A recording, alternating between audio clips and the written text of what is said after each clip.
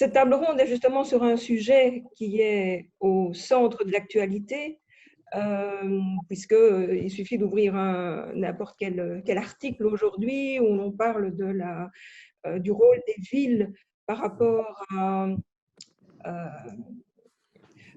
la crise actuelle.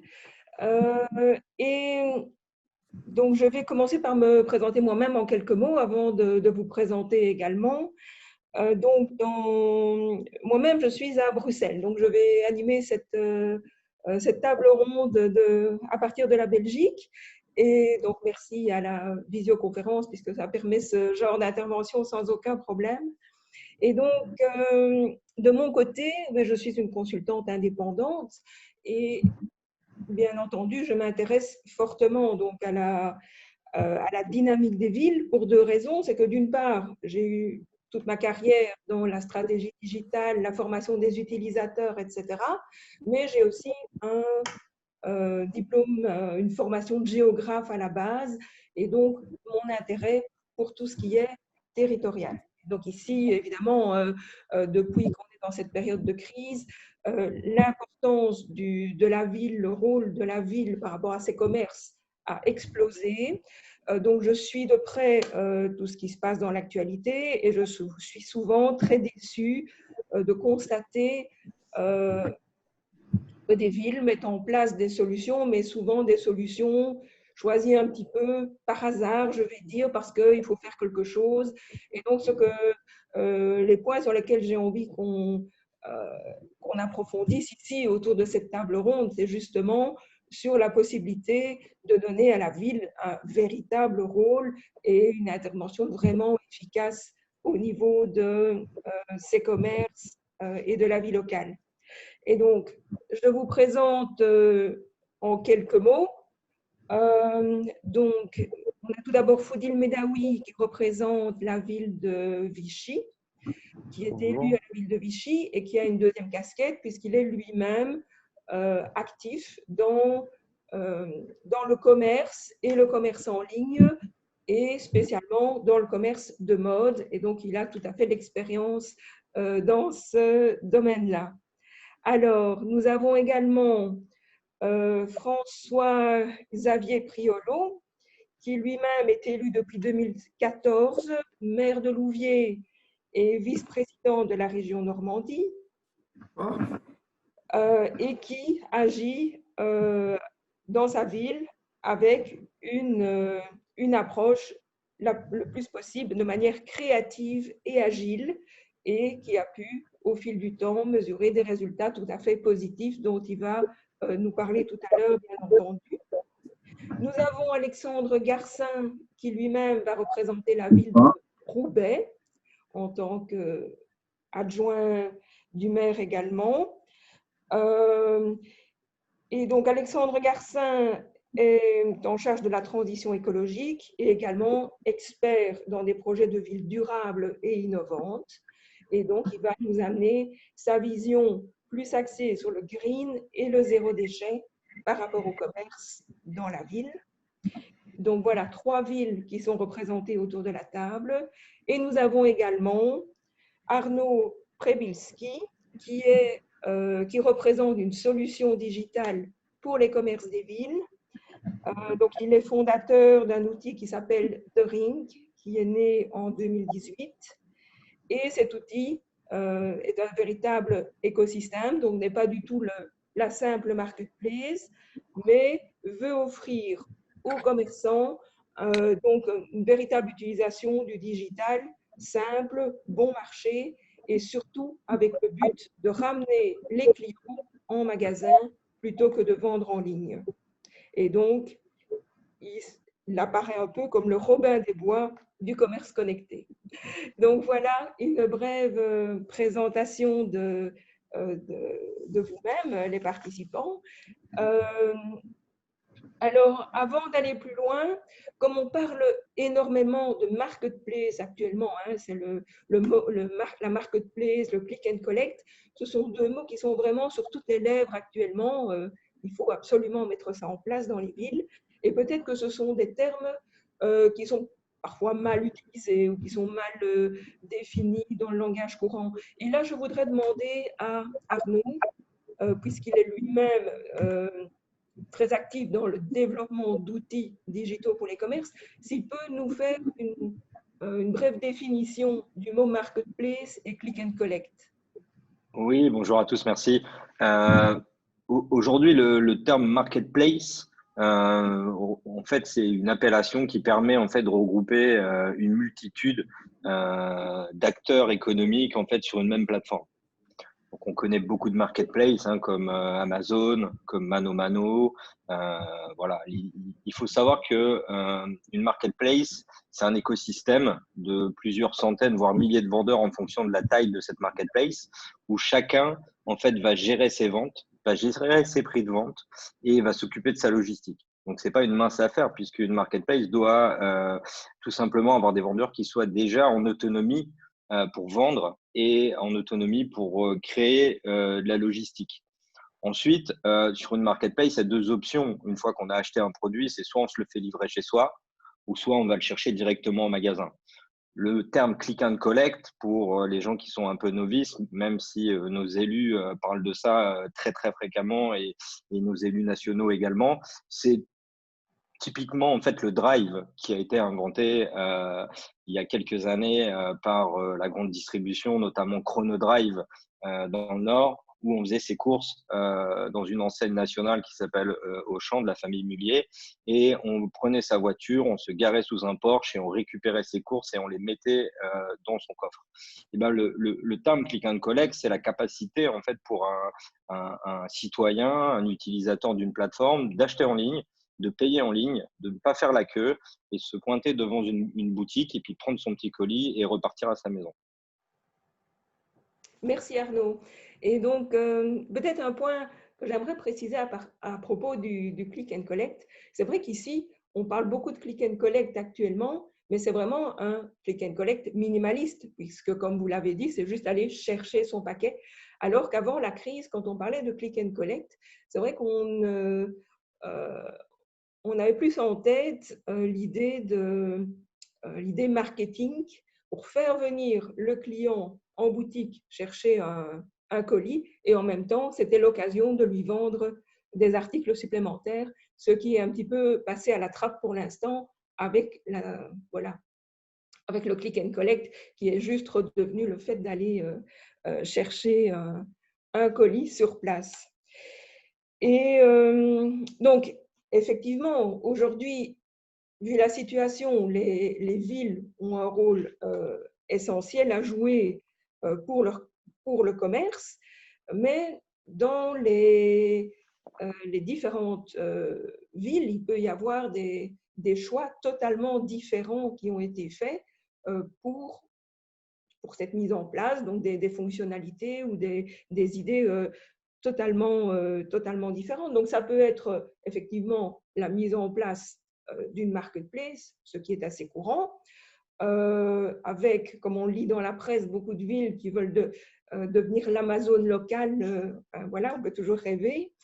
Mais il y a également des villes qui vont plus réagir de manière agile pour répondre à des besoins précis à des moments précis. Et également des villes qui vont plus accompagner leurs commerçants pour les former, pour que chaque commerçant mette en place lui-même la stratégie qui va lui permettre de vendre, ou bien les trois ensemble, bien entendu. Et donc ça, c'est une question que j'aimerais poser aux trois villes présentes. Donc, comment est-ce que vous vous positionnez par rapport à ça? Donc, quelles sont les actions que vous avez privilégiées pour votre ville par rapport aux commerçants? Et donc, je vous demande d'expliquer en quelques phrases de quoi il s'agit. Et bien entendu, on y reviendra de façon plus détaillée par après. Je ne sais pas qui veut commencer, peut-être Alexandre?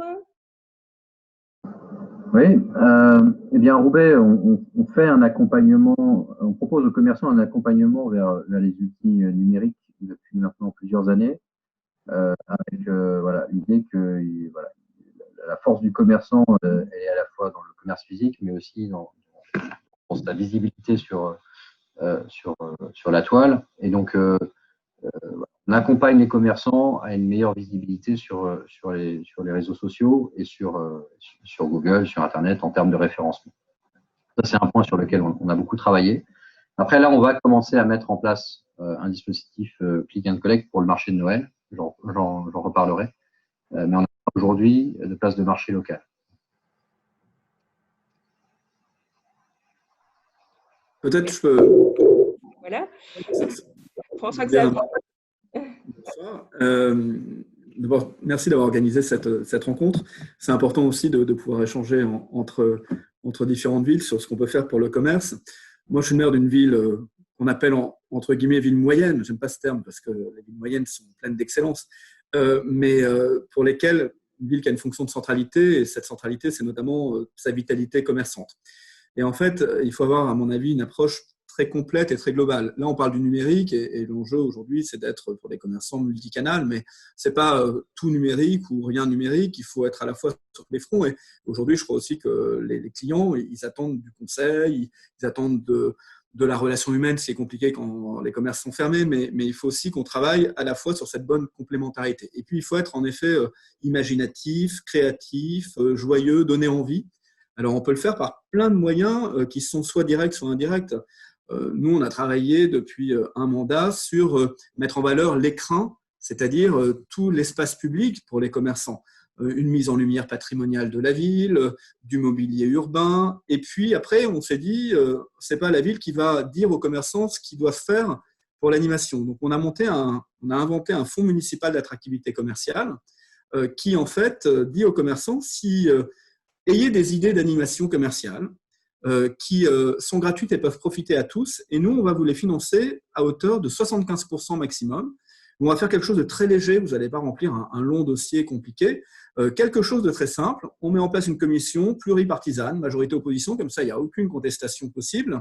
On est très souple et il y en aura autant que de besoin. On a mis 50 000 euros dans le fonds d'attractivité commerciale et on a eu à la fois des commerçants qui nous ont présenté seuls des animations et puis d'autres qui l'ont fait soit sur des orientations thématiques ou bien de façon globale, en lien avec les unions commerciales, où on a eu une grande danse urbaine pour la fête de la musique il y a 2 ans, où tous les commerçants s'étaient mis des t-shirts roses et dansaient. Et tout d'un coup, vous aviez des centaines de personnes dans la rue qui étaient hyper fiers de leur commerce. Puis on utilise aussi l'affichage municipal. On a tout un réseau d'affichage papier, de l'affichage numérique. Et par exemple, quand on est sorti du premier confinement au mois de mai, on a fait toute une campagne sur Louviers reprend des couleurs, parce qu'on avait tapissé toute une rue avec des ballons au ciel de toutes les couleurs, et on a mis nos commerçants reprennent des couleurs. Et donc, c'est l'idée de donner envie. Et là, on va le faire pour Noël, où on met en place un catalogue de Noël des commerçants de Louviers, donc financé complètement par la ville, où 90 commerçants, on leur a demandé de mettre 4 produits en avant. Et donc, on a classé ça par grands thèmes, habillement, jouets, beauté, gourmandise, etc.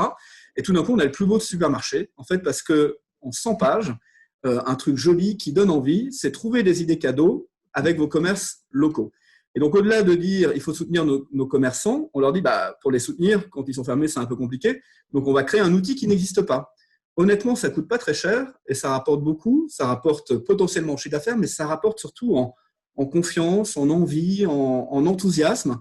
On est très fiers de nos commerçants et on se dit, voilà, on va réussir à passer ce cap. On peut se lamenter, on sait que c'est dur pour tout le monde, mais ça ne résoudra pas les problèmes. Donc, on essaye d'avoir une idée un petit peu, voilà, on se débrouille et ça crée du lien. Et je vais vous dire, dans une période où les commerçants sont fermés, où ils essayent de s'en sortir en faisant en effet du click and collect, mais ça les motive aussi. Et ils se disent, on a un but dans une période qui est très difficile pour nous. Voilà, c'est plein de petites choses comme ça. Merci. De toute façon, on reviendra sur l'idée des actions pour Noël un petit peu plus tard dans la discussion. Foudil. Bonjour à tous. Donc, du coup, moi, je suis élu depuis ce mandat qui vient de démarrer cette année et je suis commerçant depuis maintenant 18 ans dans le cœur de ville à Vichy. Je suis e-commerçant depuis maintenant une dizaine d'années et j'ai vu l'évolution du commerce dans une moyenne ville française en plein milieu de l'Allier et de la France. Je suis attaché à mon commerce physique, j'aime cette relation client, mais effectivement, avec le Covid, impossible de voir des clients en physique et de pouvoir échanger avec eux. J'ai toujours eu un amour des réseaux sociaux et de la vente Internet. J'ai été l'un des premiers indépendants en 2005 à aller sur Internet et d'avoir travaillé avec toutes les marketplaces françaises et internationales. Amazon, Cdiscount, Price Minister. J'ai reçu un prix pour la meilleure boutique sur Price Minister. Donc, je connais le physique et je connais le digital. Ce qu'on a fait juste avant, avant que j'arrive en fonction de délégué au commerce et à l'animation commerciale, c'est qu'on avait testé et on avait plutôt orienté la mairie à aller sur la marketplace Ma Ville, Mon Shopping. En fait, on a voulu faire un premier pas vers les commerçants pour leur dire mettez vos produits, commencez à rentrer des produits et essayez de vendre. Alors pour certains, c'est vrai que ça n'a pas été terrible au niveau des ventes, mais on a eu de belles surprises. Et on a eu par exemple un glacier qui a vendu quasiment plus de 500 glaces sur cette marketplace. Alors la raison a été très simple, c'est qu'en fait, il avait fait énormément de publicité autour de sa boutique. Et donc, du coup, il a réussi à faire décoller son chiffre d'affaires. Sur le deuxième confinement, ce qui s'est passé, et ce que moi aussi, de mon expérience, c'est que à la fin du premier confinement, on a réalisé des lives Facebook. En fait, pendant 3 heures, on réalisait des ventes sur un live Facebook. On a réussi à avoir 250 personnes intéressées et qui sont restées connectées quasiment pendant plus de 2 heures. Et on a continué jusqu'au deuxième confinement. On a continué l'opération et le maire m'est venu, m'a dit, écoute, ce qu'il faut qu'on fasse, c'est qu'on aide les autres commerçants à faire des Facebook Live aussi. Et on a créé le Live Tour des commerçants. Pendant le confinement, on a quasiment eu entre 10 et 15 heures par semaine de live des commerçants du centre-ville. Ça leur a permis de garder ce lien avec les clients, mais aussi de faire découvrir les commerçants à d'autres clients potentiels qui ont commandé pendant les lives et qui ont aussi commandé sur la marketplace parce que la marketplace était liée avec les lives et avec une URL qu'on cliquait pour aller voir les produits, mais aussi ça permettait de créer des liens par message privé pour pouvoir passer commande, mais aussi pour venir découvrir les commerces après le déconfinement. Merci Faudil. Ben voilà, donc effectivement, vous avez les 3 villes que vous représentez ici. Vous êtes tous les 3 extrêmement actifs et créatifs au niveau des actions mises en place et on ne peut que vous en féliciter. Donc autour de la table, nous avons également donc Arnaud qui représente ce nouvel outil, The Ring. Et donc Arnaud, pourriez-vous nous expliquer également en quelques minutes en quoi consistent vos outils et comment ces outils, maintenant que vous avez entendu les actions menées dans ces 3 villes, comment est-ce que cet outil pourrait accompagner, faciliter la vie, faciliter les actions de ces différentes villes? Alors, ce qu'il faut savoir, c'est que déjà, nous, par rapport à notre expérience, c'est qu'on n'est pas une plateforme Covid. Donc, ça fait 30 mois qu'on développe TheRing.io. On n'a pas lancé pendant le premier confinement parce qu'on n'était pas prêt. On a lancé la plateforme le 15 août, de cette année. Aujourd'hui, ce qu'il faut savoir, c'est qu'on accompagne un peu plus de 3000 commerçants. On arrive à 100 000 produits sur la plateforme. On a plusieurs dizaines de milliers d'utilisateurs sur TheRing.io et vous pouvez regarder notre classement dans les stores, dans l'économie. Aujourd'hui, je crois qu'on est à la 100e place sur l'application. Ce qu'il faut savoir déjà, c'est pour réussir dans le digital, ça doit être collectif. C'est-à-dire que nous, on accompagne des villes qui sont des voisins de celle d'Alexandre. D'ailleurs, il faudra qu'on discute parce qu'on a une opération la semaine prochaine sur votre ville. L'idée de ça, le digital, il doit répondre aux attentes des utilisateurs d'un quartier. Donc, la première chose qu'il faut savoir, c'est qu'aujourd'hui, on dit qu'on veut faire Amazon, etc. Beaucoup de gens rêvent et que moi, j'ai déjà visité les entrepôts d'Amazon et je pense que pour arriver déjà à ce niveau, il faut quand même pas mal d'années. Pour moi, ils ont la meilleure logistique au monde. Déjà, ce qu'il faut savoir, c'est que quelqu'un qui consomme localement, il a envie d'avoir quelqu'un à côté de son téléphone portable. C'est-à-dire que moi, si je veux acheter des carottes à Vichy, j'ai pas envie d'avoir la carotte qui est à 20 km parce que le client, il est une ville assez étendue. Donc pour moi, ce qui est important, c'est d'avoir un système de géolocalisation pour le consommateur qui lui permet de découvrir ce qui se passe de 1 mètre à côté de son téléphone jusque plusieurs dizaines de mètres de son téléphone et puis avoir quelque chose de crescendo. Ensuite, ce qu'il faut savoir, c'est que le consommateur aujourd'hui, donc nous, les consommateurs, on utilise beaucoup d'applications. Pourquoi on va sur Instagram? Parce que c'est la meilleure base au monde de photos. Pourquoi on va sur Groupon? Parce qu'on trouve plein de bons plans.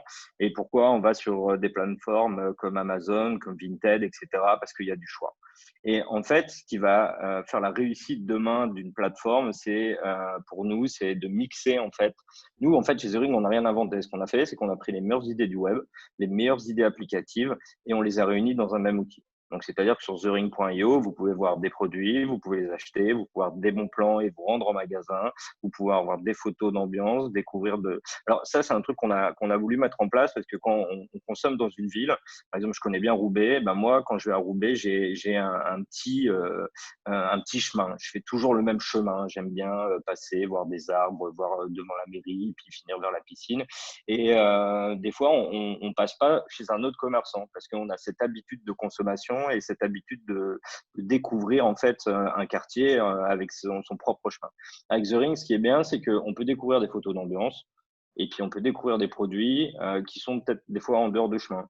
Et ce qu'on fait, c'est que si ça nous plaît, on appuie sur le petit GPS et ça nous emmène directement chez le commerçant. Donc, de faire une plateforme sympa, jolie, avec de l'ergonomie, ça prend du temps. Il faut que ce soit simple, il faut que ce soit géolocalisé. Ça nous a pris quelques années pour faire ça. La deuxième problématique, en fait, c'est l'autonomie en fait du commerçant pour intégrer ses produits et avoir la main sur son portail digital. Il y a plein de marketplaces. Moi, j'ai été, comme je vous dis, leur e-commerçant, de gérer des flux de marketplace au travers de Lengo ou de ces plateformes. Et quand on est commerçant, on dit, en fait, je vais jamais le faire, parce que ça me saoule. Par contre, il y a des plateformes qui réussissent très bien. C'est par exemple une plateforme comme Vinted. Vinted, aujourd'hui, c'est un carton plein. C'est assez simple. On prend ses fringues et puis on fait une petite photo et puis on met en ligne le produit. Nous, on utilise en fait la même ergonomie que Vinted. C'est-à-dire que demain, un commerçant qui souhaite vendre un produit, il a juste à sortir son téléphone portable, faire une photo de son produit, de mettre le prix et de faire OK, et puis ça y est, c'est en vente. S'il veut mettre un bon plan, on a fait comme Groupon. Voilà, l'offre, elle commence aujourd'hui, elle se termine demain, on met une belle photo et puis on met son bon plan. Et si dans 3 jours, j'ai envie que le bon plan, j'en ai plus, je le désactive et puis le commerçant gère ça manuellement. Et puis pour faire ces photos, tous les commerçants, ils ont Instagram ou Facebook. On fait une belle photo, on appuie sur un bouton et puis hop, on met un petit hashtag. C'est le même concept qu'il y a sur The Ring. Donc ça, c'était des choses assez simples à mettre en application. Après est arrivé le premier problème, c'est les convenances personnelles des commerçants pour les horaires de passage en magasin pour récupérer les commandes. Et là, ça commence à devenir très compliqué. C'est-à-dire que le lundi, le commerçant il dit qu'il a piscine. Le mardi, il dit ouais, mais moi, je suis pas là parce que j'ai trop de monde, je peux pas faire de click and collect. Et en fait, nous, on s'est inspiré en fait de la troisième brique de Google My Business, qui est une application qui marche super bien pour les horaires. Et en fait, on a différencié les horaires de passage en magasin pour les horaires de récupération des commandes et les horaires d'ouverture. C'est-à-dire que quand vous êtes dans le panier et que vous avez rajouté vos fringues ou ce que vous avez consommé localement, vous allez choisir un jour et vous allez choisir une heure de passage. Et c'est le commerçant qui les détermine d'une façon instantanée, en fait. Donc, ce qui permet, en fait, d'avoir quelque chose d'ultra ludique et surtout, nous, ça fait à peine 3 mois qu'on est ouvert, on approche les 100 000 produits. Notre objectif, c'est d'avoir 1 million de produits dans le prochain trimestre. Parce que ce qui est important aussi pour consommer local, et François-Xavier parlait de ça, c'est important, c'est avoir une diversité de produits. Si aujourd'hui, vous avez une marketplace où il y a 4 pauvres produits qui se battent en duel et puis il n'y a pas tout ce que vous voulez, vous allez consommer sur des marketplaces comme Amazon, etc. Parce que le ratio, il est tellement énorme. Je commande, le lendemain, c'est chez moi. Par contre, si je vois quelque chose à 1 kilomètre de chez moi ou à 500 mètres, je vais plus être incité d'aller sur cette plateforme. Oui, et la dernière chose dans votre intervention qu'effectivement, vous avez très largement étudier toutes les fonctionnalités disponibles et essayer de rassembler donc un maximum de fonctionnalités à destination du commerçant et du consommateur en un minimum de place. Et comme vous me l'avez expliqué aussi, pour un prix qui reste tout à fait attractif. Bon, on va peut-être y revenir. Je voulais juste rajouter, la dernière chose qu'on a fait, c'est les commerçants, on a développé cette plateforme avec 50 commerçants, et la dernière chose qu'ils nous ont dit, c'est notre oseille, Arnaud, nos commandes, il faut que ça arrive sur notre compte. Foodil qui a travaillé avec des marketplaces, moi aussi, c'est ahurissant les gens qui mettent des 50% de côté parce que ils pensent qu'il va y avoir des annulations de commandes. Nous, en fait, le commerçant connecte son compte bancaire dans la solution The Ring et l'argent, dès qu'il vend, il arrive directement sur son compte. Donc juridiquement, on est plutôt des centaines et des centaines de mini-sites Internet centralisés sur une même application. C'est notre point de vue d'un point de vue juridique. D'accord. Merci beaucoup, Arnaud. Donc, un point qui m'étonne souvent, que je constate quand on lit les articles, quand on lit les conseils qui circulent, etc. Actuellement, on parle toujours solution. Or, voilà, une solution, ce n'est jamais qu'un outil. Et donc, cet outil, à quoi doit-il servir? Quels sont finalement les réels objectifs des villes lorsqu'ils mettent des activités en place pour les commerçants? Et donc là, je serais intéressée d'avoir votre retour. Donc, quand vous vous intéressez aux commerçants, est-ce que c'est uniquement pour sauver les commerces? Est-ce que c'est plutôt justement pour avoir une dynamique, une vie locale attrayante et où les citoyens se sentent bien?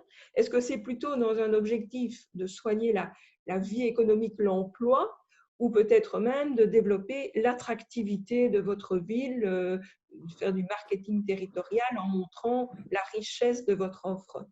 Peut-être François-Xavier?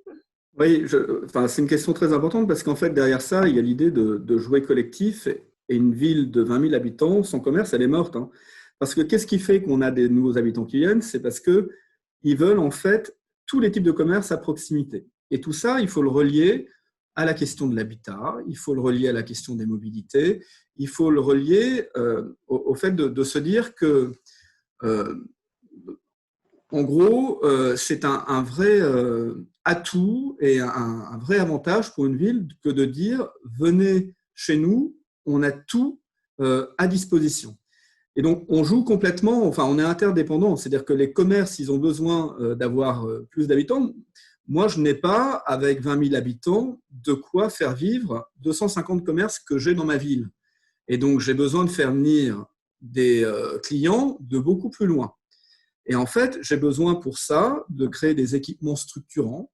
On a fait le pari de créer un gros pôle de loisirs et sportifs de dimension régionale avec un centre aquatique où il y a 6 bassins, avec une patinoire qui est la seule du département de l'Eure, où on a plein de collégiens de partout qui viennent avec leurs parents, où on a des clubs, etc. Et puis après, je travaille sur la signalétique urbaine pour, quand ces gens-là viennent pour aller faire 2 heures de patinage, l'idée, c'est qu'ils aillent aussi faire un petit tour en centre-ville pour les commerçants. Et donc, tout est dans tout. Et après, il faut qu'il y ait une appropriation de cette dynamique par les commerçants eux-mêmes. C'est pour ça que les outils, en fait, nous, on avait fait une expérience il y a 3 ans avec notre agglomération sur le numérique qui était marché-privé.com. En fait, l'outil, il était très bien, sauf que ça n'a pas marché du tout parce qu'il n'y avait pas d'appropriation. Et donc, le secret, il est quand même dans l'accompagnement. Donc là, on est en train de recruter à Louviers un manager de centre-ville pour aller faire du sur-mesure, aller voir les commerçants, aller leur parler, aller leur comprendre leurs problématiques. Et souvent, les idées les meilleures sont celles auxquelles on n'a pas pensé parce qu'on ne sait pas parler. Donc moi, je ne crois pas du tout qu'on peut être dans une relation où il y a uniquement un dispositif, aussi bien soit-il. Si on ne l'accompagne pas, ça ne marchera pas. Et c'est pour ça qu'on va doubler ça d'une plateforme de services entre habitants qu'on est en train de mettre en place. Là, on travaille avec Orange à titre un petit peu expérimental dans le cadre de notre programme Action Cœur de Ville. On va avoir un volet service entre habitants, donc sur Internet, on va l'appeler gemlouvier.fr. En gros, il y a le site institutionnel de la ville, et là, on va faire le site des habitants entre eux, et on va avoir tout un volet animation locale avec un volet vie commerçante. Et j'y pensais tout à l'heure quand mon collègue de Vichy s'exprimait, parce que l'idée, c'est de mettre du positif. On ne va pas faire le TripAdvisor des commerces, parce qu'après, on sait très bien que les gens vont se lâcher, qu'il y aura des faux commentaires, qu'il y aura des choses comme ça. En revanche, on va créer de l'émulation en se disant on pourrait faire le trophée du commerce le plus souriant, on pourrait faire le trophée du commerce qui fait le circuit court. Et en fait, on va mettre du positif. Et du coup, on va avoir de la presse écrite locale, mais on peut avoir du France 3. Et hop, ça vous crée l'effet d'entraînement et ça coûte 0. Et c'est ça l'idée. Et je pense que les bonnes idées, c'est un moment de se dire on a envie de venir parce qu'on est curieux. Et puis, on veut aussi bâtir des lieux qui captent, qui viennent, qui permettent à du monde de venir. Là, on travaille sur un tiers-lieu, un petit peu original, qu'on met en plein centre-ville et on se dit les gens vont venir pour voir ce tiers-lieu, et puis à côté, il y a des commerces, et du coup, ça va irriguer tout ça. Donc, c'est vraiment une approche globale. En fait, on ne peut pas agir uniquement sur le commerce. Il faut agir sur l'ensemble. Et cette dynamique, c'est un cercle vertueux. Et autant ça va très vite dans le cercle vicieux quand vous commencez à avoir des commerces qui ferment, ils ferment les uns après les autres. Ce que j'observe, moi, à Louviers depuis 2 ans, c'est qu'ils commencent à ouvrir les uns après les autres et qu'on commence à avoir du qualitatif petit à petit. Et qu'en gros, après, il y aura toujours des commerces qui fermeront. Mais ce qui est plutôt rassurant, c'est que ceux qui sont en train de fermer sont ceux qui ne sont pas bons, en fait. Et comme partout, il y a les bons et il y a les pas bons. Et donc, ce n'est pas en soi… heureusement qu'il y a du turnover et il y aura toujours des commerces qui ferment. Ça ne veut pas dire qu'il y a un problème structurel. Mais après, il faut conserver, maintenir cette dynamique. Et surtout, vraiment, le sujet, c'est la confiance et drainer un public sur un périmètre qui n'est pas que le périmètre de la ville. J'aime beaucoup votre volonté d'aller vers le positif, effectivement, parce que là aussi, en regardant ce qui se passe un petit peu à gauche, à droite dans les villes, il y a beaucoup d'initiatives qui ont été mises en place, qui étaient plus sauver votre commerce, un peu dans l'idée sauver Willy. Et voilà, j'avais effectivement ce ressenti en disant, mais si on veut que le commerce fonctionne, il faut qu'il soit dynamique, qu'il donne envie et pas donner cette idée qu'il faut aller aider son commerçant, le prendre par la main pour le sauver. Et donc, au niveau… donc, pour reparler des objectifs, qu'en est-il au niveau d'Alexandre? Alors, au niveau de la ville de Roubaix, l'objectif, clairement, c'est d'avoir un centre-ville attractif et vivant. Et donc, cette stratégie-là, enfin cet objectif-là, il est atteint à la fois par l'activité commerciale, mais c'est effectivement la symbiose de plusieurs éléments. C'est également un centre-ville de qualité en termes d'espace public. C'est également un centre-ville attractif et animé avec des animations régulières.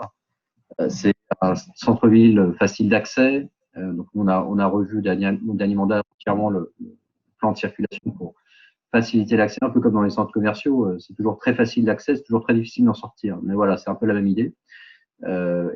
Voilà. Néanmoins aussi, un jalonnement qui oriente vers les bonnes poches de stationnement et de circulation douce facilitée. Donc, voilà, c'est un ensemble et le commerce est bien entendu dans cet objectif de centre-ville vivant et attractif, un élément majeur de la réussite. Donc, à Roubaix, voilà, on est engagé sur plusieurs dynamiques qui permettent ce commerce dynamique. On a, enfin, cette dynamique commerciale.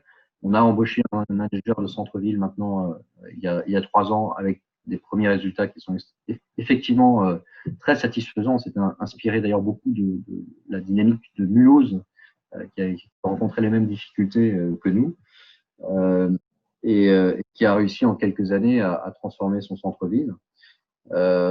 Et puis derrière, c'est voilà, enfin avec le manager de centre-ville, beaucoup d'expérimentation, beaucoup de nouvelles thématiques également, puisqu'on a porté le zéro déchet à l'échelle de la ville et donc aussi à l'échelle des commerçants avec des solutions qui sont proposées des commerçants innovants, des propositions un peu décalées aussi qui participent à ça. On a un élément moteur à Roubaix qui est le musée de la piscine. Donc les visiteurs viennent, on a un pôle d'attraction qu'il faut du coup qui a un point d'appui considérable pour renforcer l'attractivité commerciale. Mais tout n'est pas rose. On a encore voilà, une vacance importante. Le manager de centre-ville est là pour y remédier. Et notamment voilà, en testant des choses comme les boutiques à l'essai qui marchent plutôt bien et qui permettent d'implanter à moyen terme de façon définitive de nouveaux commerçants. Merci. Donc, François-Xavier et Alexandre, finalement, vous êtes très proches dans la mise en place, hein, puisque vous visez vraiment cette approche globale où le commerce n'est pas traité d'un côté et l'animation ou la rénovation de la vie d'un autre côté. Vous visez vraiment à intégrer tout ça dans une vue commune. Du côté de Foodil, donc bien entendu, il y a la même question, hein, quels sont les objectifs principaux qui sont soutenus? Mais il y a aussi le fait,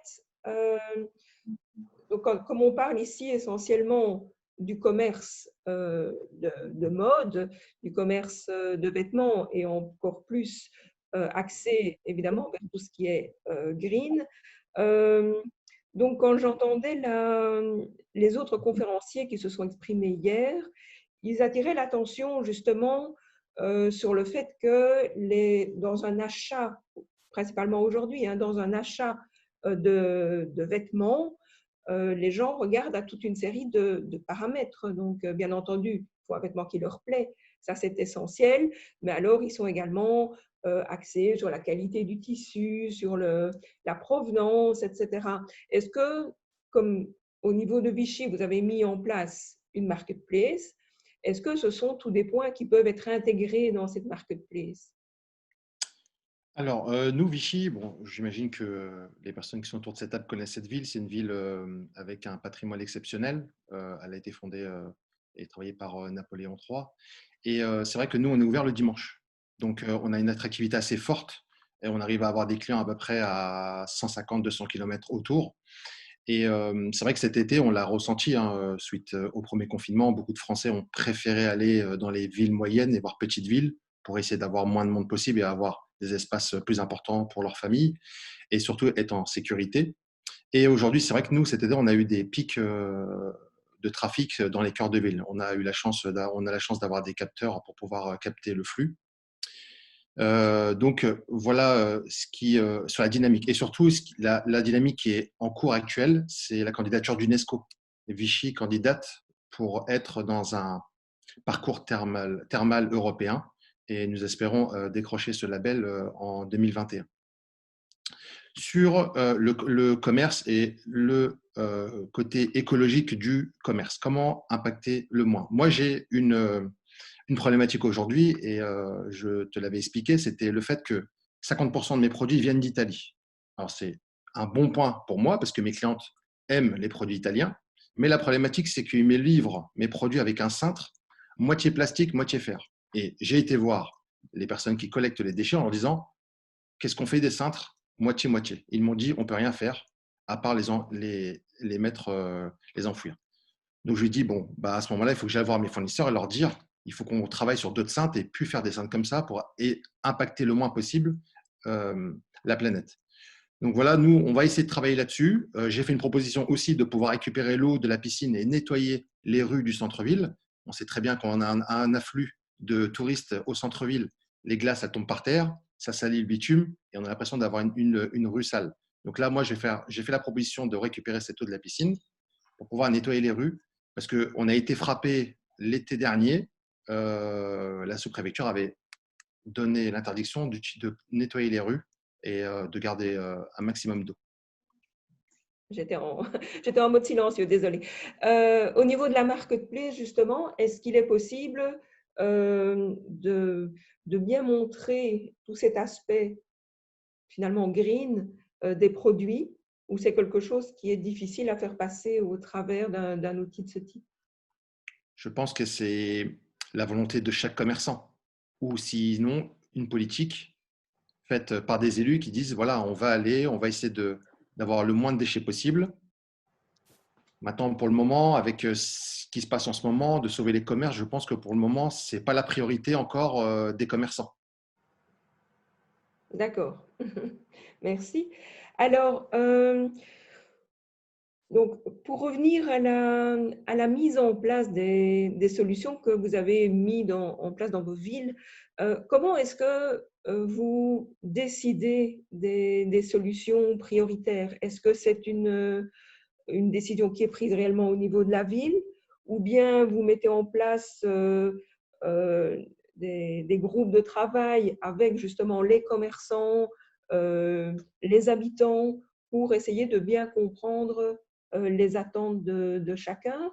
Est-ce que vous comptez par exemple sur les habitants pour les motiver, pour qu'ils complètent eux-mêmes la visibilité des commerces par rapport par exemple, au travers d'un Google My Business ou au travers de jeux où les habitants vont pouvoir mettre en valeur leur commerce préféré?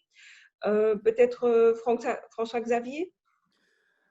En fait, il n'y a pas de règle générique. Enfin, je pense que Roubaix, qui est maintenant un manager de centre-ville, c'est un peu le rôle du manager aussi de discuter, d'échanger avec les commerçants pour trouver les idées. Mais plus globalement, en fait, c'est de se dire qu'une ville, elle doit donner l'impulsion.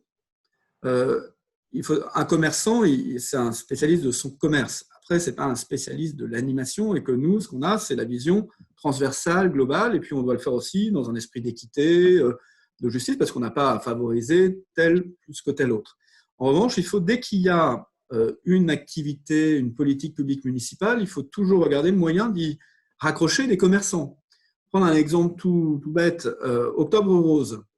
Octobre Rose, nous, on a, mais l'idée, elle est venue du commerçant lui-même, on a un boulanger-pâtissier qui a fait des gâteaux autour d'Octobre Rose. On a plein de choses qui se passent, soit on tient compte du calendrier avec des événements dans l'agenda municipal, on tient compte d'animations qu'on peut avoir, mais à chaque fois, on se dit, il y a une dimension commerçante là-dessus. Comme ça, on est inclusif. Y compris avec les commerçants. Et ce qu'on a fait, par exemple, pendant le confinement, le premier confinement, on a inventé, pour essayer d'égayer un petit peu la vie compliquée pendant le confinement, on a inventé un programme tous les jours sur Facebook qui s'appelait Midi confiné à Louviers. Midi confiné à Louviers, c'était 3 minutes un peu marrantes où on avait des commerçants qui ont complètement joué le jeu, mais pas que des commerçants d'ailleurs, il y avait plein d'autres acteurs. Voilà. Donc, c'est l'idée de se dire les commerçants, ils font partie de la vie locale. Il n'y a pas d'un côté les commerçants et de l'autre le reste. Et qu'on a besoin à la fois de leurs idées, qu'on a besoin des habitants. Mais tout ça est à géométrie variable. Il ne faut pas non plus essayer de rigidifier trop les choses. Et puis, il faut être capable d'être très réactif, très rapide. Voilà. Et on n'a pas besoin, il ne faut pas monter trop de comités de pilotage et de groupes projets parce que voilà, à un moment, il faut aussi que ce soit spontané. Il faut aussi accepter de pouvoir se tromper, après tout. Mais il faut essayer des choses. Et puis, encore une chose très importante, c'est que ce qui marche n'est pas forcément ce qui coûte cher. Voilà. Ça, très clairement. Parfois, c'est la petite idée qui fait que ça va prendre parce que ça suscite l'adhésion, ça permet de fédérer. Voilà. Et puis après, le contact qu'on a, et ça, c'est le rôle des élus, c'est d'aller au café quand ils sont ouverts et de discuter avec les commerçants. Et puis souvent, c'est là que vous viennent les idées auxquelles vous n'avez pas pensé. Et ça se fait de façon informelle. Alors, on peut le faire dans une ville de 20 000, probablement on ne peut pas le faire dans une ville de 100 000. Mais voilà, il faut garder ce côté humain, ce côté incarné et ce côté spontané. Merci. Alors, je vois que le temps passe très, très vite. Malheureusement, on pourrait parler pendant 3 heures. Donc, il y a les organisateurs qui me demandent s'ils peuvent partager vos coordonnées dans le chat. Donc, ça, c'est une première chose. Est-ce que vous pouvez faire signe oui de la tête si oui. Effectivement oui, sans souci. C'est le cas. Alors, donc, voilà, il ne reste déjà plus que quelques minutes. On avait parlé au début du projet Noël, parce que je trouvais ça justement très intéressant. Donc, François-Xavier, c'est Alexandre qui avait un petit peu détaillé l'activité qui allait être mise en place au niveau de Roubaix pour pour les activités de Noël. Et qu'en est-il au niveau de François-Xavier? Vous pouvez décrire? Alors, au niveau de Noël, normalement, on avait un marché de Noël. Mais... C'est vous qui en aviez parlé tout à l'heure ou c'était… Oui, j'en ai dit un petit mot, mais en fait, d'habitude, on a un marché de Noël, là, c'est compliqué. Et donc, on a pris une initiative un peu différente de se dire, on fait un catalogue de Noël des commerçants de Louviers. Vous voyez, la couverture, c'est ça. Et à l'intérieur, on a proposé à chaque commerçant de sélectionner 4 articles en photo avec le prix, et puis en même temps, on a mis, quand c'est du click and collect ou si c'est sur place, le lien vers la plateforme marchande si elle existe, le numéro de téléphone, les horaires d'ouverture. En gros, en fait, derrière ça, on aide les commerçants, mais pour nous, c'est une super vitrine pour la ville. C'est de se dire, en gros, pour Noël, vous avez un catalogue qui fait 104 pages, vous avez des centaines d'idées de cadeaux, puisqu'il y a 400 ou 450 cadeaux à peu près possibles, et donc, n'allez pas… vous avez tout sous les yeux, vous pouvez le regarder en famille, vous faites un geste utile. Et évidemment, on va le distribuer nous-mêmes, les élus des services, dans toutes les boîtes aux lettres. On a 9000 boîtes aux lettres à Louviers.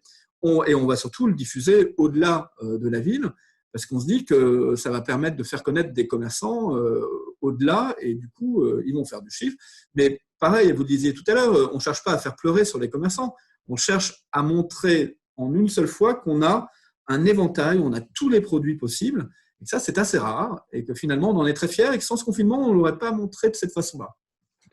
Et donc, vous parlez effectivement d'un catalogue de Noël qui va être un catalogue papier. Bon, maintenant… Catalogue papier, puis on mettra une version numérique aussi. Oui. Mais là, c'est l'avantage, et c'est très complémentaire du numérique, mais je pense que la force de cette idée-là, c'est que c'est un catalogue papier, justement. Ça ne veut pas dire qu'il ne faut pas des plateformes numériques, mais là, ce qui est génial, c'est qu'on le feuillette chez soi, en famille, dans le salon, avec les enfants qui vont choisir leurs cadeaux de Noël. Et puis après, on a ces liens vers les plateformes s'il le faut, mais c'est un objet.